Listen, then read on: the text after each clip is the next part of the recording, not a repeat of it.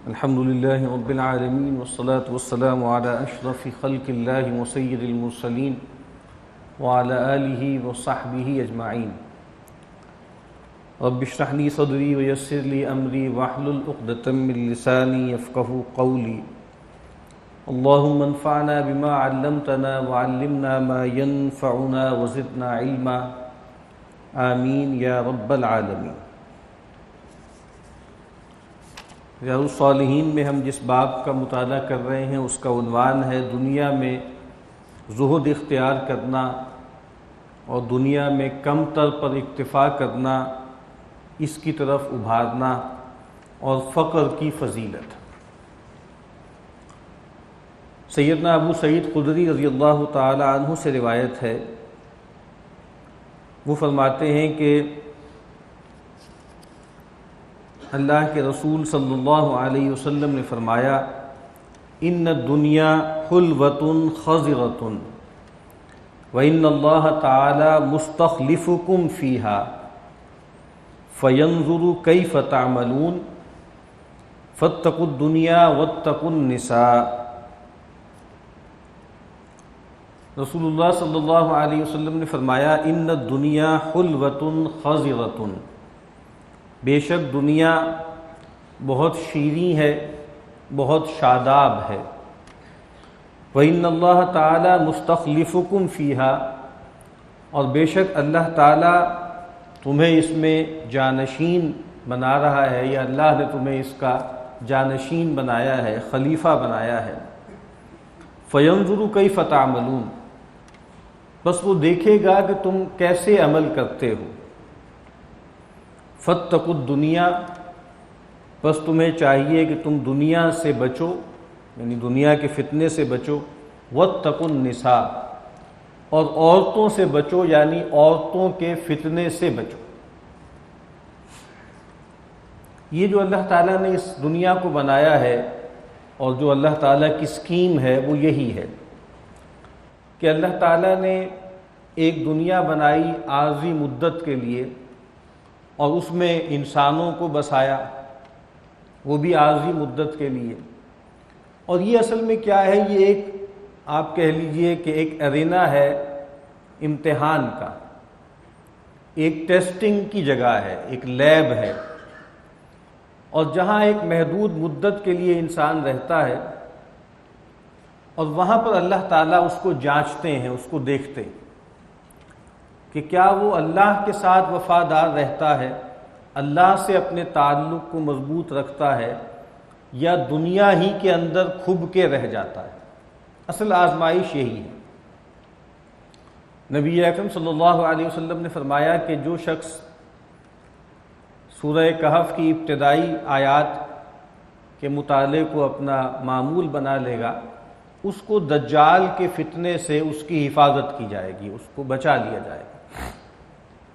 اور دجال کا فتنہ کیا ہے؟ دجال کا فتنہ یہی جو دنیا کا فتنہ ہے، یہی جب اپنی انتہا پر پہنچے گا تو گویا پرسونیفائی ہو جائے گا، مشخص ہو جائے گا ایک شخصیت میں، اور اس کو الدجال کہا جاتا ہے، المسیح الدجال یا دجال اکبر کہا جاتا ہے۔ تو وہ کیا ہے؟ سورہ کہف کی ابتدائی آیات میں فرمایا اِنَّا جَعَلْنَا مَا عَلَى الْأَرْضِ زِینَةً لَهَا، بے شک جو کچھ زمین پر ہے ہم نے اس کو زمین کے لیے زینت بنایا ہے، اس کی آسائش کا، اس کی آرائش کا، اس کی رونق کا ذریعہ بنایا ہے۔ لِنَبْلُوَهُمْ أَيُّهُمْ أَحْسَنُ عَمَلًا، تاکہ ہم یہ دیکھیں کہ کون ہیں کہ جو نیک عمل کرتے ہیں۔ تو یہی آزمائش ہے۔ تو فرمایا کہ ہم نے اس دنیا کو حلوۃ، شینی بنایا ہے، یعنی جو انسان کے اندر جو لذت کام و دہن رکھی گئی ہے اس کی بھی بہت تسکین ہے اس دنیا کے اندر۔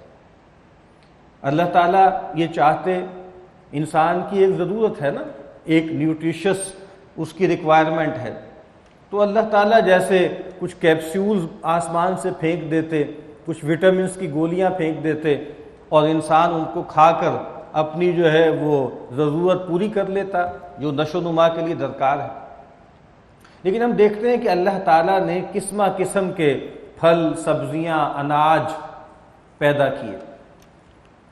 تو انسان کھانا جو ہے یہی آپ دیکھیے کتنی ورائٹی ہے، کتنا اناج کی کتنی قسمیں ہیں، کتنے پھل ہیں، کتنی سبزیاں ہیں، کیا کچھ اللہ نے پیدا کیا. تو کہا کہ یہ دنیا انسان کی جو لذت اندوزی کی جو انسان کے اندر ایک طلب رکھی گئی ہے، اس کے لیے بھی اللہ تعالیٰ نے اس دنیا میں بہت کچھ رنگینی رکھی. اور پھر کہا کہ خضرۃ، بہت سبز و شاداب ہے. اللہ تعالیٰ نے انسانوں کی آنکھوں کی تراوت اور آنکھوں کی تسکین اور انسان کے اندر جو ایک جمالیاتی حس رکھی ہے اس کا بھی بہت بندوبست کیا ہے. یعنی آپ دیکھتے ہیں نا کہ دنیا ہو سکتی تھی ایک پلین میدان کی طرح ہوتی اور آسمان ایک کنکریٹ کی چھت کی طرح ہوتا تو کام پورا ہو جاتا. لیکن ہم دیکھتے ہیں کہ آسمان، قرآن مجید کہتا ہے کہ انا زینا السماء الدنیا بمصابیح، ہم نے سمائے دنیا کو چراغوں سے روشن کیا. خوبصورتی ہے، آسمان کی طرف دیکھیں اور جو ہے وہ 14ویں کا چاند ہو اور ستارے آسمان پر ہوں تو انسان کو بہت لذت حاصل ہوتی ہے. اسی طرح یہ زمین بھی کوئی سپاٹ جو ہے وہ کوئی میدان کی طرح نہیں ہے، اس میں کنٹورز ہیں، اس کے اندر ٹرینز ہیں مختلف طرح کے، اس میں پہاڑ ہیں، اس میں درخت ہیں، اس میں صحرا ہیں، اس میں وادیاں ہیں، اس میں سمندر ہیں، اس میں دریا ہیں، اس میں ندی نالے ہیں، اس میں نہریں. تو یہ اللہ تعالیٰ نے اس دنیا کو ایسا بنایا ہے کہ انسان کو اپنی طرف کھینچتی ہے. تو کہا کہ دنیا بہت سبز و شاداب ہے، بہت شیریں ہے، بہت میٹھی ہے. وَإِنَّ اللَّهَ تَعَالَى مُسْتَخْلِفُكُمْ فِيهَا، اور اللہ تعالیٰ تمہیں اس زمین کا جانشین بنائے گا. اللہ نے تمہیں جانشین بنایا ہے، خلیفہ بنایا ہے. ایک رائے کے مطابق پہلے اس زمین کی خلافت جو ہے وہ گویا جنات کے پاس تھی، اور جنات کو بھی چونکہ اللہ تعالیٰ نے اختیار دیا تھا، اور جہاں اختیار ہوتا ہے اختیار کے سوء استعمال کا اندیشہ بھی ہوتا ہے. اسی لیے جب کہا کہ میں نے یہ آدم خلق کیا ہے، فرشتوں کے سامنے اس بات کا اظہار کیا کہ انی جاعل فی الارض خلیفہ، تو فرشتوں کو پہلا دھیان یہی آیا کہ بھئی جنات کو آپ نے خلیفہ بنایا تھا، اور خلیفہ ہونے کا لازمی تقاضا ہے کہ اس کو اختیار دیا جائے، اس کو ایک طرح کی اٹانومی دی جائے، فری ول دی جائے. تو فرشتوں نے یہ خیال کیا کہ جس طرح جنات کو اختیار دیا گیا تھا اور انہوں نے اس کا ابیوز کیا، اس کو غلطی کی راہ میں اور گناہ کی راہ میں استعمال کیا، تو یہ آدم بھی یہی کرے گا. اَتَجْعَلُ فِيهَا مَن يُفْسِدُ فِيهَا وَيَسْفِكُ الدِّمَاءَ، اے اللہ تو کیا اس ہستی کو زمین کا انچارج بنا رہا ہے کہ جو اس میں فساد مچائے گا اور خون بہائے گا. تو ان کا دھیان بھی اس طرف گیا کہ جب آپ اختیار دیتے ہیں تو اختیار پھر تجاوز کرتا ہے، جائز حدود سے آگے بڑھتا ہے. تو کہا کہ یہی آزمائش ہے، ہم نے تمہیں زمین کی جانشینی دی ہے، ہم نے تمہیں زمین کا انچارج بنایا ہے، اور اب اللہ تعالیٰ یہ دیکھیں گے کہ تم عمل کیا کرتے ہو. یہ ہے اصل آزمائش کہ تمہیں اختیار دے دیا، مبادہ تم یہ کہتے کہ ہمارے پاس تو اختیار ہی نہیں ہے، ہم تو مجبور محض ہیں، ہم تو بالکل کنڈیشنڈ بینگ ہیں، تو ہم نے تمہیں اختیار دیا.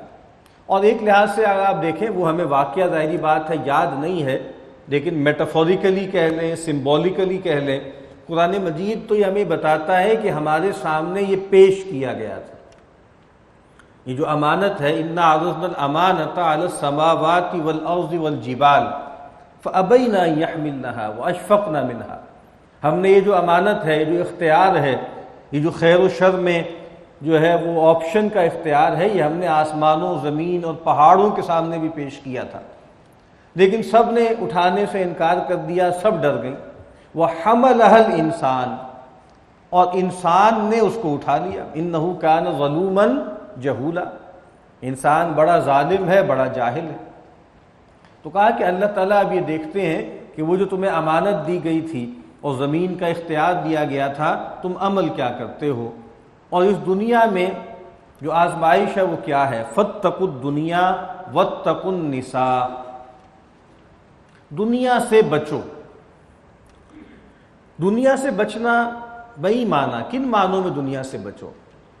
یعنی دنیا میں ہی انسان کو اللہ تعالیٰ نے پیدا کیا، یہیں پر وہ رہتا بستا ہے، یہیں پر وہ ساری آزمائشی مدت گزارتا ہے، اور یہیں پر وہ پیوند خاک ہو جاتا ہے۔ منہا خلقناکم وفیہا نعیدکم ومنہا نخرجکم تارۃ اخری۔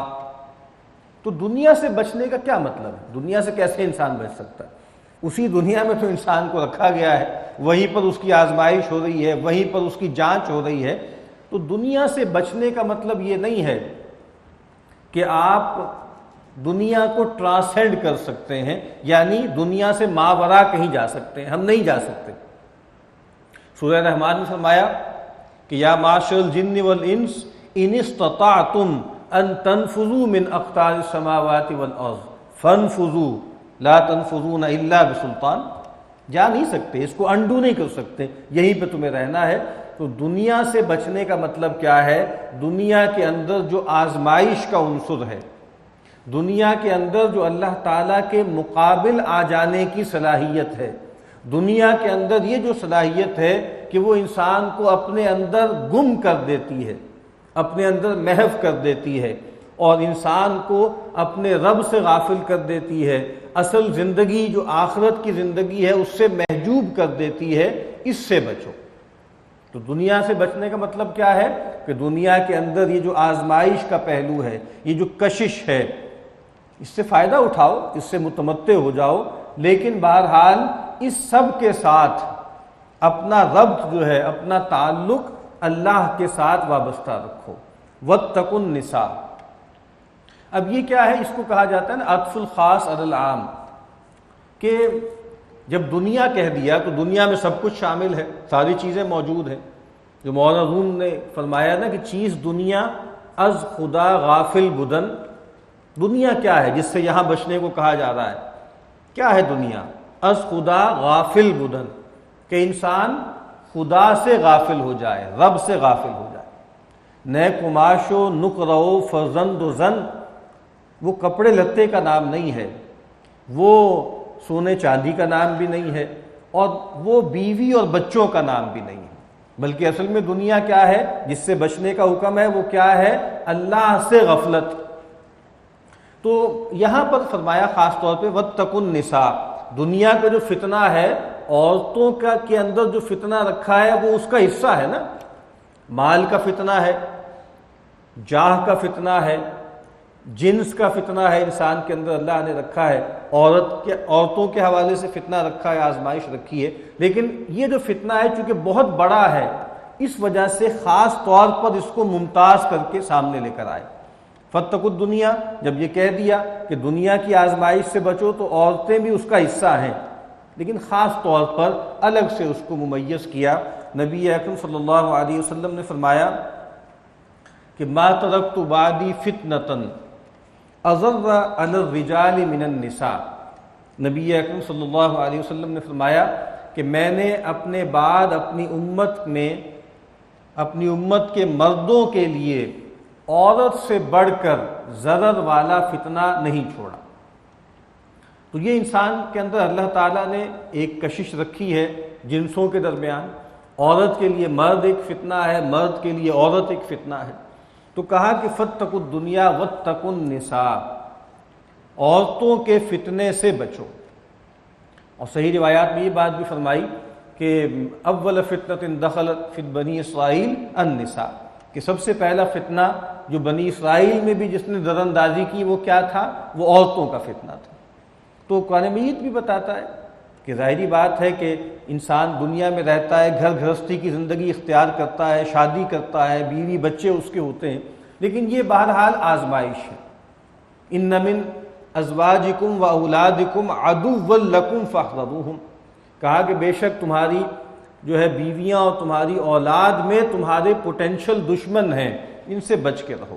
اسی کو یہاں فتنہ کہا ہے کہ یہ دشمنی کیا ہے کہ اپنی بیویوں کی محبت میں یا اور کسی جو ہے عورت کی محبت میں انسان اتنا مغلوب ہو جائے کہ انسان اللہ کو بھول جائے، حرام حلال کی قید کو اٹھا دے۔ تو کہا کہ بچو دنیا کے فتنے سے اور عورتوں کے فتنے سے۔ سیدنا انس رضی اللہ تعالی عنہ روایت کرتے ہیں کہ نبی اکرم صلی اللہ علیہ وسلم نے فرمایا اللہم لا عیش الا عیش الآخرہ، کہ اللہ کوئی زندگی نہیں ہے، کوئی گزران نہیں ہے مگر آخرت کی زندگی۔ عیش کا لفظ ہمارے ہاں تو اور معنوں میں استعمال ہوتا ہے، عیش و عشرت، لیکن عیش بنیادی طور پر اصل میں کیا ہے؟ زندگی۔ اور زندگی کے ساتھ جیسے ایک لطف کا پہلو بھی اس میں شامل ہے کہ اصل زندگی، پر لطف زندگی، حقیقی زندگی، جس میں کوئی غل و غش نہیں ہے، جس میں ہر چیز ہنیئا مریئا ہے، وہ اصل میں آخرت کی زندگی۔ ہم سب کو اس کا تجربہ ہے کہ اس دنیا کی جو راحتیں ہوتی ہیں، اس دنیا کی جو لذتیں ہوتی ہیں، اس دنیا کی جو خوشیاں ہوتی ہیں، وہ بہت ایفیمرل ہوتی ہیں، بہت لمحاتی ہوتی ہیں، بہت کم مدت کے لیے ہوتی ہیں۔ اس دنیا کے اندر جو غم ہیں وہ بہت گہرے ہوتے ہیں، بہت دور رس ہوتے ہیں، زندگی کے ساتھ چلتے ہیں، جبکہ خوشی بہت لمحاتی ہوتی ہے۔ کیونکہ انسان جو بھی نعمت اس دنیا میں انجوائے کر رہا ہوتا ہے، اس کے ساتھ یہ بات لگی ہوتی ہے کہ یہ بہرحال میرے ساتھ ہمیشہ نہیں رہنی، یہ نعمت مجھ سے رخصت ہو جائے گی، اور مجھ سے رخصت ہو جائے گی کہ اس کی آخری شکل کیا ہے کہ یہ سب بھی باقی رہیں تو مجھے ان کو چھوڑ کر یہاں سے جانا ہوگا۔ تو اس وجہ سے یہ جو ایک اندیشہ لگا ہوا ہے کہ یہ بہت تھوڑی مدت کے لیے تمہیں دیا گیا ہے، بہت لمحاتی چیز ہے، تو اللہ کے نبی صلی اللہ علیہ وسلم نے یہ بات فرما دی، واضح کر دی کہ اصل پر لطف زندگی، حقیقی زندگی، وَإِنَّ الدَّارَ الْآخِرَةَ لَهِيَ الْحَيَوَانُ، آخرت کا گھر، اصل میں زندگی جو ہے وہ تو آخرت کا گھر ہے۔ تو یہاں فرمایا کہ وہ ہے، اور خاص طور پر جو اس کا سیاق و سباق ہے وہ بھی یہی ہے کہ جو غزوہ احزاب، جس کو غزوہ خندق بھی کہتے ہیں، اس موقع پر بہت سخت وقت تھا مسلمانوں پر۔ اذ جاؤکم من فوقکم ومن اسفل منکم وَإِذْ زَاغَتِ الْأَبْصَارُ وَبَلَغَتِ الْقُلُوبُ الْحَنَاجِرَ وَتَظُنُّونَ بِاللَّهِ الظُّنُونَ هُنَالِكَ ابْتُلِيَ الْمُؤْمِنُونَ وَزُلْزِلُوا زِلْزَالًا شَدِيدًا۔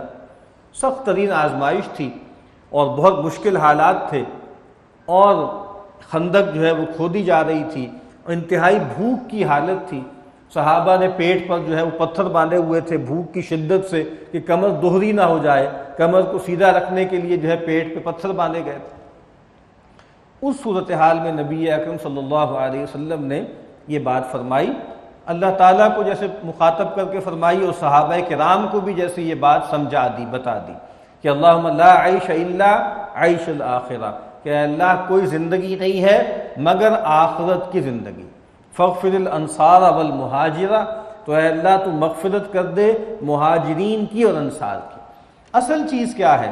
اصل چیز تو آخرت کی زندگی ہے، اور آخرت کی زندگی میں انسان کو سب سے بڑھ کر جو چیز درکار ہے وہ رحمت اور مغفرت ہے۔ تو اس دنیا کی تکلیف تو آنی جانی ہے، آج آئے گی پھر کل چلی بھی جائے گی، لیکن اصل جو تکلیف ہے اور اصل جو راحت ہے وہ آخرت کی راحت ہے۔ تو فرمایا کہ اللہم لا عیش الا عیش الآخرہ، کہ اللہ کوئی زندگی نہیں ہے، کوئی گزران نہیں ہے مگر آخرت کی زندگی۔ دعا ہے کہ اللہ تعالی ہمیں اس آخرت کی تیاری کرنے کی توفیق عطا فرمائے۔